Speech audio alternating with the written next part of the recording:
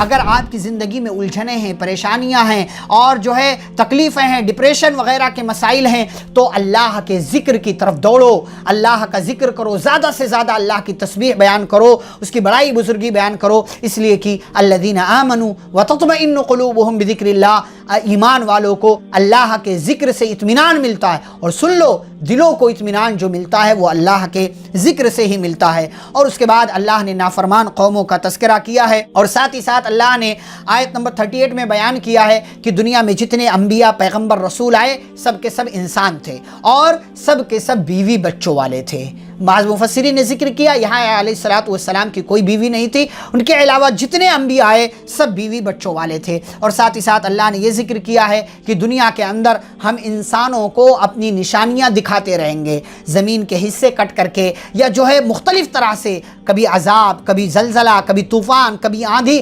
مختلف طرح سے ہم لوگوں کو عذاب دیں گے۔ لوگوں کو چاہیے کہ وہ ان عذاب سے نصیحت حاصل کریں اور اللہ کی طرف پلٹیں۔